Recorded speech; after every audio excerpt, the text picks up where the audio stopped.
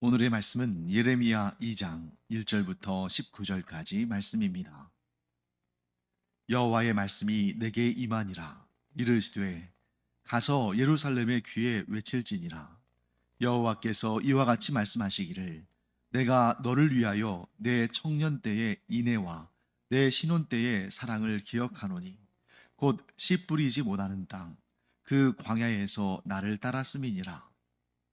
이스라엘은 여호와를 위한 성물 곧 그의 소산 중 첫 열매이니 그를 삼키는 자면 모두 벌을 받아 재앙이 그들에게 닥치리라. 여호와의 말씀이니라. 야곱의 집과 이스라엘의 집 모든 족속들아 여호와의 말씀을 들으라. 나 여호와가 이와 같이 말하노라. 너희 조상들이 내게서 무슨 불의함을 보았기에 나를 멀리하고 가서 헛된 것을 따라 헛되이 행하였느냐. 그들이 우리를 애굽 땅에서 인도하여 내시고 광야 곧 사막과 구덩이 땅 건조하고 사망의 그늘진 땅 사람이 그곳으로 다니지 아니하고 그곳에 사람이 거주하지 아니하는 땅을 우리가 통과하게 하시던 여호와께서 어디 계시냐 하고 말하지 아니하였도다. 내가 너희를 기름진 땅에 인도하여 그것의 열매와 그것의 아름다운 것을 먹게 하였거늘 너희가 이리로 들어와서는 내 땅을 더럽히고 내 기업을 역겨운 것으로 만들었으며 제사장들은 여호와께서 어디 계시냐 말하지 아니하였으며 율법을 다루는 자들은 나를 알지 못하며 관리들도 나에게 반역하며 선지자들은 바알의 이름으로 예언하고 무익한 것들을 따랐느니라. 그러므로 내가 다시 싸우고 너희 자손들과도 싸우리라. 여호와의 말씀이니라. 너희는 기띔 섬들에 건너가 보며 게달에도 사람을 보내 이 같은 일이 있었는지를 자세히 살펴보라. 어느 나라가 그들의 신들을 신 아닌 것과 바꾼 일이 있느냐? 그러나 나의 백성은 그의 영광을 무익한 것과 바꾸었도다. 너 하늘아, 이 일로 말미암아 놀랄지어다. 심히 떨지어다. 두려워할지어다. 여호와의 말씀이니라. 내 백성이 두 가지 악을 행하였나니 곧 그들이 생수의 근원되는 나를 버린 것과 스스로 웅덩이를 판 것인데 그것은 그 물을 가두지 못할 터진 웅덩이들이니라. 이스라엘이 종이냐 시종이냐 어찌하여 포로가 되었느냐.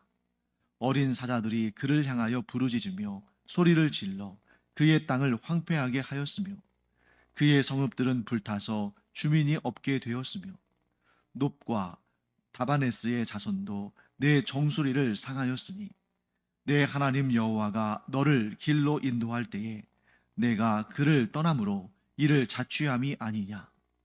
내가 시올의 물을 마시려고 애굽으로 가는 길에 있음은 어찌 됨이며 또 내가 그 강물을 마시려고 아수르로 가는 길에 있음은 어찌 됨이냐.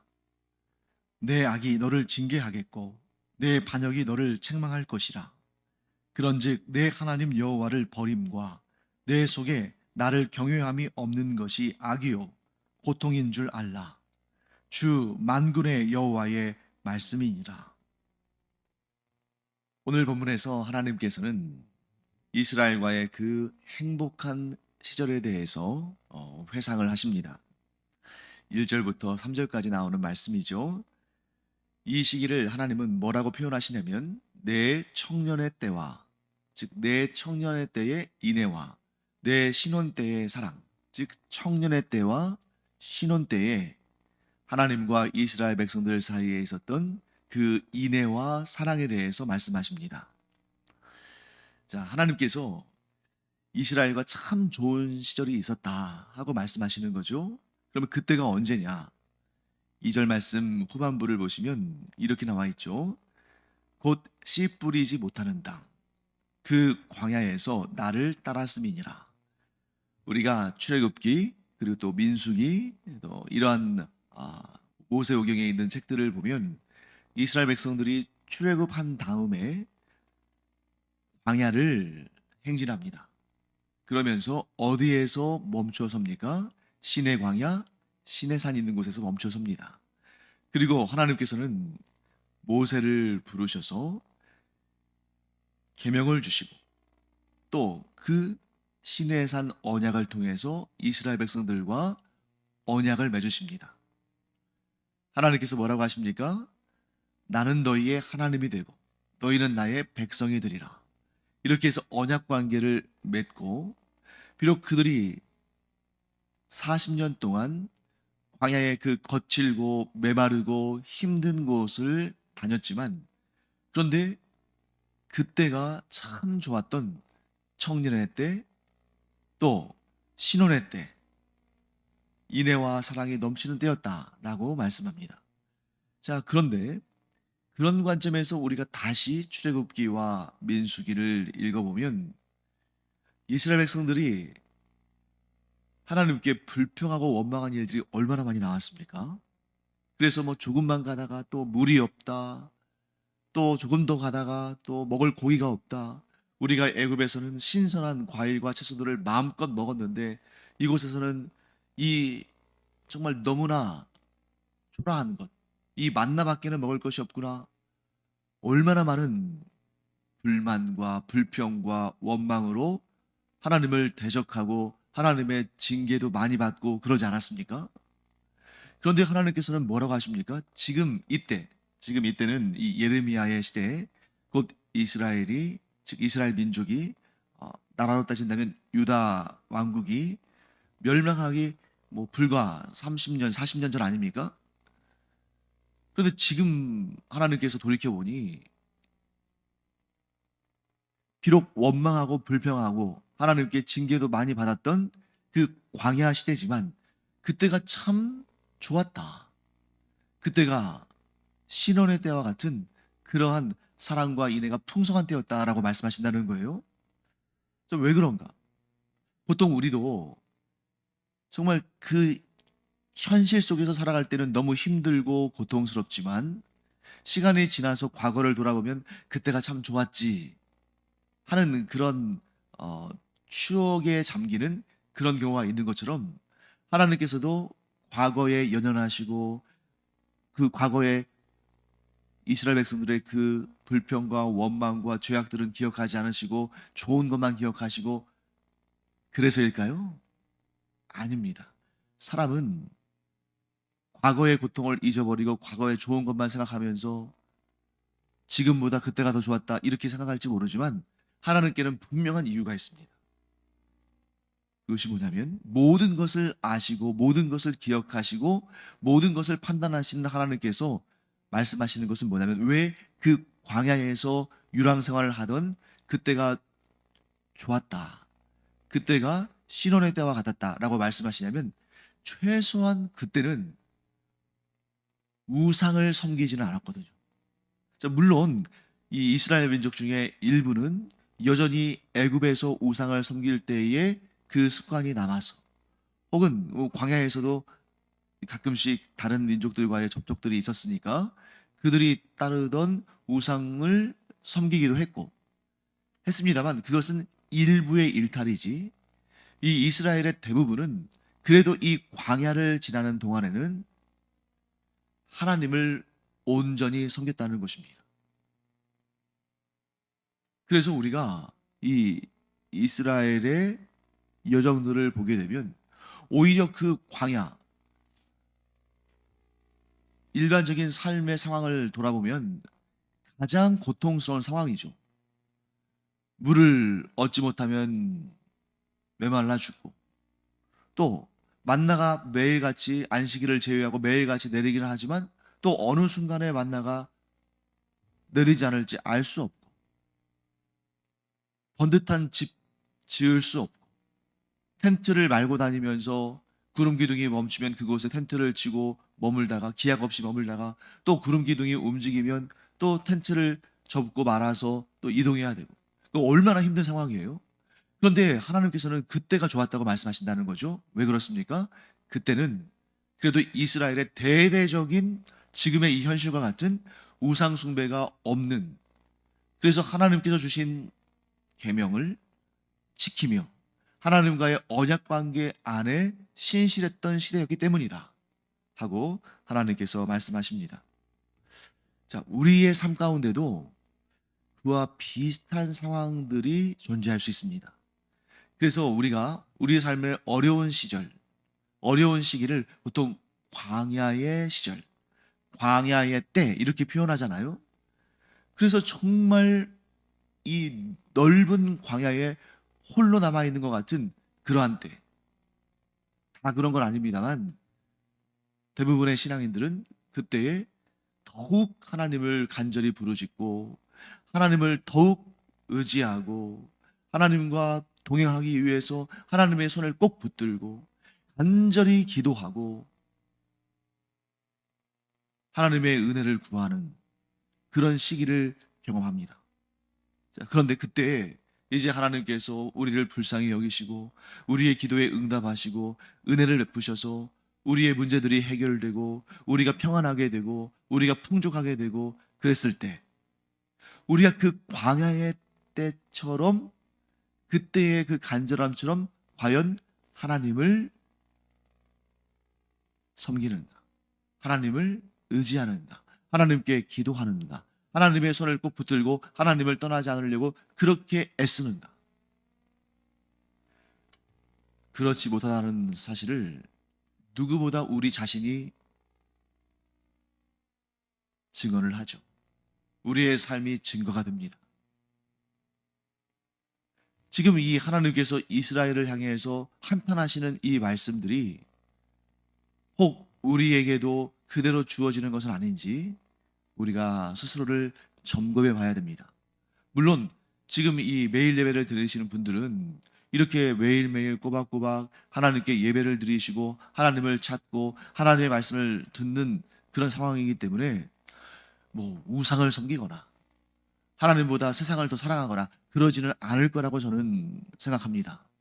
그럼에도 불구하고 그런 유혹은 언제든지 우리 가운데 있다. 왜? 우리도 죄성을 가진 인간이고 우리도 완전히 성숙한 그리스도인은 아니기 때문에. 자, 이 땅을 살아가는 동안 완벽하게 성숙한 그리스도인은 존재할 수 없죠. 우리의 목표는 어제보다 오늘, 오늘보다 내일이 더 거룩하고 경건한 성도가 되는 것이지 이 땅에서 완벽할 것이라는 기대는 헛된 꿈입니다. 자, 그러면 우리는 어떤 노력을 해야 할 것인가? 기억하는 자가 되라. 이스라엘 백성들은 그 광야에서 하나님께서 그들에게 어떤 은혜를 베푸셨는지를 잊어버렸어요. 그들이 가나안 땅에 자리 잡고 살면서 그 땅에서 누리고 그 땅에서 즐기고 그 땅에서 이룬 일들을 그런 일들에 취해서 하나님께서 그들에게 어떤 은혜를 베푸셨고 또한 지금도 베풀고 계시는지 지금의 누리는 모든 것들이 하나님의 은혜 없이는 될 수 없다는 것을 그들은 잊어버리고 마치 하나님이 아닌 다른 것들이 자신들을 형통하게 하고 복되게 하고 은혜롭게 한다고 착각을 했다는 것입니다. 3절 말씀 볼까요? 이스라엘은 여호와를 위한 성물 곧 그의 소산 중 첫 열매이니 그를 삼키는 자면 모두 벌을 받아 재앙이 그들에게 닥치리라. 여호와의 말씀이니라. 자, 지금 이 이스라엘이 여호와를 위한 성물이요 여호와의 소산 중에 첫 열매이기 때문에 하나님께서 그들을 귀하게 여기셔서 그들을 삼키는 자, 즉 그들을 괴롭히고 그들을 공격하고 그들을 멸망시키려고 하는 그런 자들은 하나님께서 벌을 내리셔서 재앙을 그들에게 내리실 것이다. 이렇게 말씀하시는데, 자, 그러면 이러한 하나님의 마음은 과거에 그 광야에 있을 때에 하나님만 따르던 그때의 이스라엘에게는 적용됐으나 지금 하나님을 떠나 우상을 섬기며 그렇게 패역한 길로 가고 있는 이스라엘 백성들에게는 적용되지 않을까요? 아닙니다. 우리는 계속해서 이 사실을 우리 스스로에게 주지시켜야 됩니다. 뭐냐면 하나님은 신실하신 하나님이시다. 자, 그렇기 때문에 이스라엘을 향해서 너희는 나의 첫 열매다. 너희는 나의 성물이다. 그러므로 너희를 괴롭히는 자를 내가 가만 놔두지 않겠다. 내가 그들을 징계할 것이다. 라고 말씀하시는 이 하나님의 뜻은 변하지 않습니다. 왜? 하나님은 신실하신 분이시니까. 여전히 이스라엘이 하나님을 떠나서 이렇게 좀 하나님 앞에 범죄하고 우상을 섬기고 하나님 아닌 다른 것들을 더 의지하고 사랑하고 하고 있지만, 이 이스라엘 백성들, 곧 하나님의 언약 백성들을 향한 하나님의 마음은 여전히 변함없으시다는 거죠. 그렇기 때문에 이 예레미야와 같은 선지자를 보내셔서 이런 책망과 징계의 말씀을 전하게 하시는 것입니다. 이런 심판의 메시지를 전하게 하시는 거예요. 왜?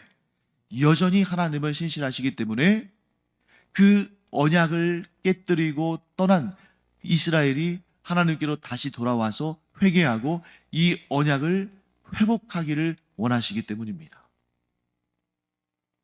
사랑하는 성도 여러분, 우리 주 예수 그리스도의 재림하시는 그날까지, 그리고 우리 개인적으로는 우리의 생명이 붙어 있는 한 기회가 있습니다. 어떤 기회예요? 돌이켜 하나님께로 돌아가서 그 언약을 회복할 기회가 있다는 거죠. 그런데 문제는 예수 그리스도의 재림의 날도 우리가 알지 못하고, 또 우리 개인의 종말의 날, 곧 우리가 언제 이 땅에서 죽을지 우리 알 수 없다는 거죠. 그렇기 때문에 이런 메시지가 우리에게 전달되어질 때 가장 지혜로운 반응은 무엇입니까? 즉각적으로 돌이켜서 하나님을 향해 나아가는 것. 그래서 하나님과 맺은 언약을 회복하는 것. 왜? 하나님은 여전히 그 언약에 신실하시기 때문에 우리를 사랑하시는 그 마음을 버리지 않으신다. 문제는 사람에게 있는 거죠. 하나님과 우리 사이의 관계가 멀어진다면 그것은 하나님께 귀책 사유가 있는 것이 아니라 우리에게 귀책 사유가 있다. 왜 그렇습니까? 하나님은 항상 그 언약의 자리에서 신실하게 그 자리를 지키고 그 언약을 지키며 계시기 때문이다. 사랑하는 성도 여러분, 그렇기 때문에 우리는 개인적으로 다 다를 수 있습니다. 지금 이 본문에서는 이스라엘 민족 전체를 향해서 하나님께서 예레미야 선지자를 통해서 말씀하시지만, 오늘날 우리는 우리 각각 개인별로 이 말씀을 자기의 삶에 적용해야 돼요. 어떤 이는 지금 광야의 세월을 지나면서 하나님을 견고하게 붙드는 이가 있고, 어떤 이는 이 광야의 세월이 지난 다음에 하나님과의 관계가 좀 멀어진 사람이 있고, 또 어떤 이는 광야의 시대를 지나고 또 형통의 시대를 맞이했지만 여전히 하나님만이 나의 주인이시오, 나는 하나님만 섬기며 이 모든 것이 하나님께로부터 왔음을 고백하고 감사하며, 또한 앞으로 내가 얻을 모든 것은 하나님께로부터 온다는 것을 믿고 하나님만 의지하는 자, 그런 자도 있다는 거죠. 그러면 만일 광야의 때를 지나는 분이라면 어떤 깨달음을 얻어야 됩니까? 그래, 이 광야의 때가 내가 육신적으로는 매우 고달프고 힘들지만, 그런데 이때야말로 내가 하나님만 바라보며 하나님과의 관계가 더 가까워질 수 있는 그런 귀한 기회로 하나님께서 이 시간을 허락하셨구나 하는 것을 알고, 물론 힘들고 고달픈 일들이 있지만 그럼에도 불구하고 그 광야의 시절이 주는 그런 유익함, 하나님을 더 간절히 찾고 하나님께서 나의 문제들을 해결하시는 그 하나님의 손길을 바라보며 그 언약의 신실함을 더 굳게 붙들 수 있는 그런 시간으로 삼는 자세가 필요합니다. 그리고 만일 지금 내가 하나님의 은혜 가운데 살면서도 감사와 감격이 없고 하나님보다 다른 것들에 더 관심이 있고 그것들을 더 주인 삼고 그것들을 섬기며 살다든지, 혹은 하나님 없어도 이 세상은 살만하다고 생각한다든지, 그렇다면 이 말씀을 듣고 즉각적으로 회개하고 돌이켜서 하나님과의 그 첫사랑을 회복해야 됩니다. 그리고 내가 지금 형통한 삶을 살고 있지만 여전히 하나님을 향한 믿음을 잘 지키고 있다면 계속 그 옳은 길로 좌로나 우로나 치우치지 말고 흔들리지 말고 그 길을 똑바로 가야 됩니다. 이처럼 같은 하나의 메시지지만 내 자신의 상황에 따라서 이 달리 적용할 수 있는 것이죠. 그러나 달리 적용합니다만 중심은 하나입니다. 하나님과의 관계를 멀리하면, 즉 하나님을 섬기고 하나님을 사랑하는 그 신앙생활을 게을리하거나 떠나버리면 육신적으로는 편하고 내 삶의 주변의 환경들은 아무리 좋다 할지라도 그것이 바로 절망적인 상황으로 이끌어가는 그러한 위험한 순간이라는 것을 우리가 알아야 한다 하는 것을 이 본문을 통해서 보게 됩니다. 자, 그래서 이제 4절과 5절 말씀 볼까요? 야곱의 집과 이스라엘의 집 모든 족속들아, 여호와의 말씀을 들으라. 나 여호와가 이와 같이 말하노라. 너희 조상들이 내게서 무슨 불의함을 보았기에 나를 멀리하고 가서 헛된 것을 따라 헛되이 행하였느냐. 자, 하나님의 섭섭함, 하나님의 안타까움이 배어나오죠. 만일 하나님께 문제가 있었더라면, 하나님께서 불의를 행하셨다면, 하나님께서 먼저 그 언약을 깨뜨리셨다면 이스라엘이 우상을 섬기고 불의를 행하는 것이 책망거리가 되지 않을 겁니다. 왜? 귀책 사유가 하나님께로부터 시작됐으니까. 하지만 하나님은 어떠한 불의도 행하지 않으시고 항상 언약에 신실하신데 이 이스라엘의 조상 때부터 지금까지 하나님 앞에서 불의를 행하고 있다. 하나님을 섬기지 않고 하나님 아닌 다른 것들을 섬기고 우상을 만들고 그 앞에 절했다 하시는 것이죠. 그래서 7절 말씀 볼까요? 6절 말씀 보겠습니다. 6절 말씀은 굉장히 긴데 그래서 좀 혼란스러울 수 있습니다. 근데 제가 한번 6절을 읽어보겠습니다. 그들이 우리를 애굽 땅에서 인도하여 내시고, 자, 그들이 우리를 애굽 땅에서 인도하여 내시고 광야 곧 사막과 구덩이 땅, 건조하고 사망의 그늘진 땅, 사람이 그곳으로 다니지 아니하고 그곳에 사람이 거주하지 아니하는 땅을 우리가 통과하게 하시던 여호와께서 어디 계시냐 하고 말하지 아니하였도다. 자, 주어는 뭐예요? 그들이. 또 서술어는 말하지 아니하였다. 뭘 말하지 않았다는 거예요? 우리를 광야에서 인도하신 하나님이 어디 계시냐 하고 말하지 않았다는 거예요. 자, 뉘앙스에 따라서 이 문장은 달리 해석될 수 있습니다. 자, 이렇게 생각할 수 있죠. 자, 우리를 광야에서 인도하시던 하나님이 어디 계시냐? 이렇게 반어적으로 묻는다면 왜 하나님께서 우리와 동행하지 않으시냐? 왜 하나님께서 침묵하시냐? 왜 하나님께서 우리의 부르짖음에 응답하지 않으시냐? 이런 말로 들릴 수 있어요. 그런데 이 6절은 그런 말씀이 아닙니다. 어떤 말씀이냐면 우리의 하나님이 어디 계시냐 하고 말하지 않는다는 것은 하나님을 찾지 않는다는 거예요. 하나님 어디 계십니까? 하나님 응답하옵소서 하고 하나님을 찾는 것이 아니라 아예 우리의 하나님이 어디 계시느냐 하고 하나님을 찾는 그런 시도조차 하지 않는, 하나님을 떠난, 하나님을 더 이상 하나님으로 섬기지 않는, 하나님의 관심이 사라진 그런 영적인 무감각한 상태를 말하는 거죠. 또 8절 말씀에도 비슷한 표현이 등장합니다. 제사장들은 여호와께서 어디 계시냐 말하지 아니하였으며, 이것도 여호와께서 어디 계셔서 우리의 부르짖음에 응답하지 않으십니까? 하고 막 외치는 그런 소리가 아니라 제사장들, 곧 하나님을 가장 가까이서 섬기고 이스라엘 백성들로 하여금 하나님을 경배하게 해야 할 그 책임을 부여받은 이 제사장들마저도 하나님의 관심이 없다는 거예요.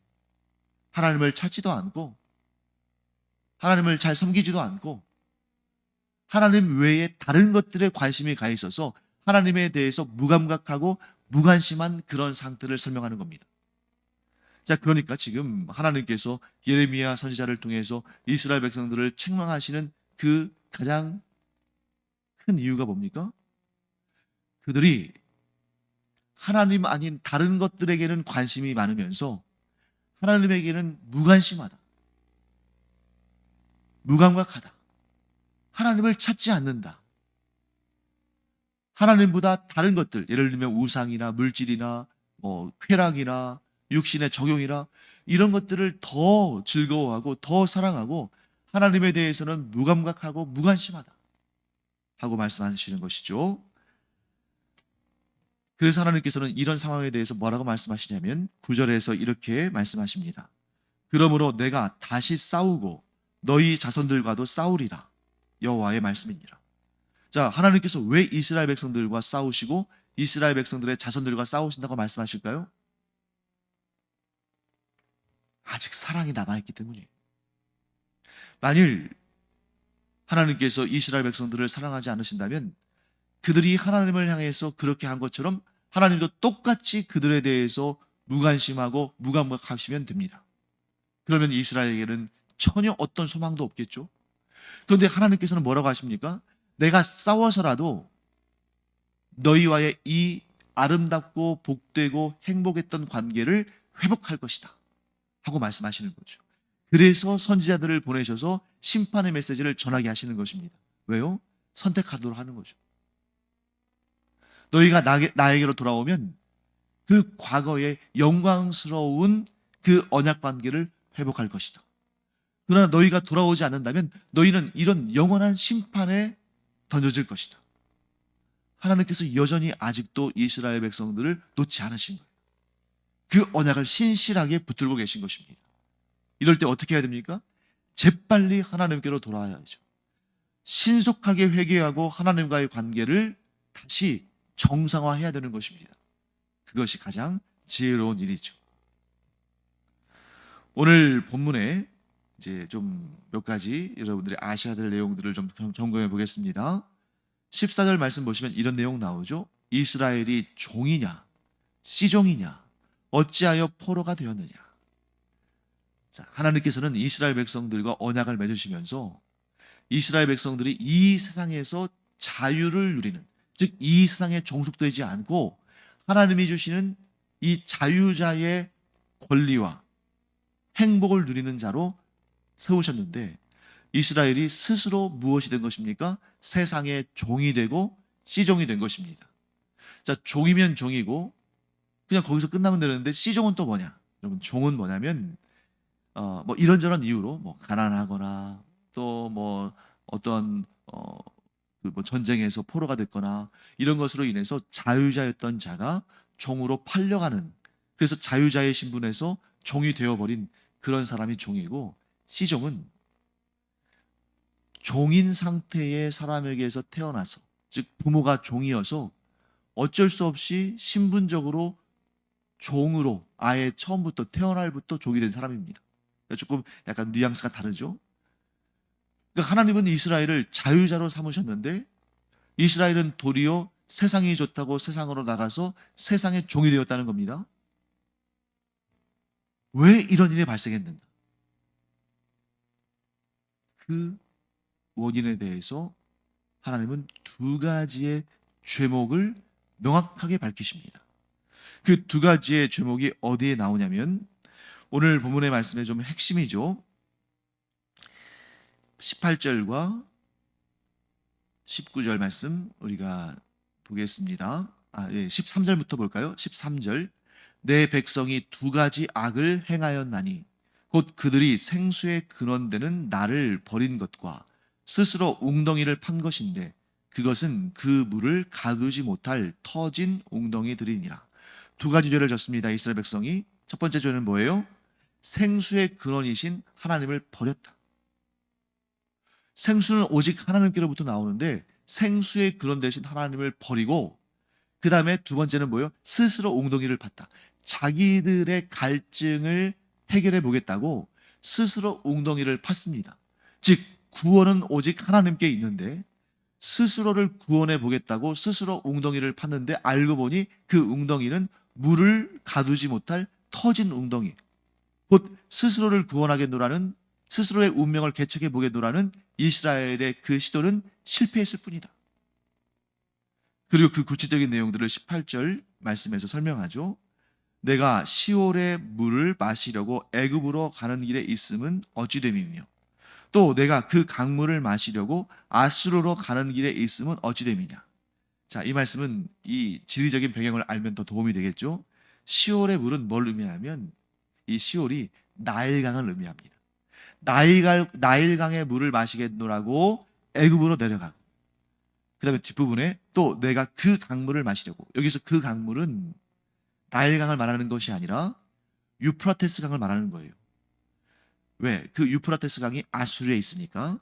그래서 내가 그 강물을 마시려고 아수르로 가는 길에 있으면 어찌 됨이냐. 내가 유프라테스 강의 물을 마시겠노라고 아수르로 가면 어찌 됨이냐. 자, 이 당대의 정치적인 그런 상황을 우리가 알면 이 내용을 알기 쉽죠.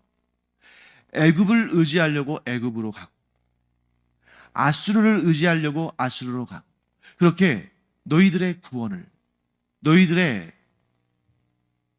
안전과 풍요를 얻기 위해서 하나님을 의지하지 아니하고 주변 다른 나라들을 의지하고 하나님을 섬기지 아니하고 그 나라의 우상들을 섬기는 일이 어찌 됩니까? 그것이 바로 터진 웅덩이, 곧 너희를 구원할 수 없는 그것이다. 하나님이 말씀하시는 것은 무엇입니까? 그러므로 너희를 구원하지 못하는 그 애굽이나 아수르나 그들의 신들을 의지하지 말고 속히 너희들에게 생수의 근원되는 나 여호와 하나님께로 돌아오라 하고 말씀하시는 것입니다. 사랑하는 성도 여러분, 이 세상에 우리를 구원할 만큼 좋아 보이는 것들이 얼마나 많습니까? 돈과 권력과 명예와 또 육체의 쾌락과, 그런데 그 어느 것도 생수의 근원이 될 수 없다. 우리를 영원히 목마르지 아니하게 하는 우리의 영원한 생명의 생명수인 생수는 오직 하나님께로부터 나온다. 이 믿음을 결코 놓치지 않는 우리가 되기를 간절히 축원합니다. 기도하겠습니다. 하나님, 어제도 오늘도 내일도 예수 그리스도 재림하시는 그날까지 생수의 근원 되신 하나님을 놓치지 않고 오직 하나님만 섬기며 하나님의 그 생수를 받아 누리는 저희들 되게 하여 주시옵소서.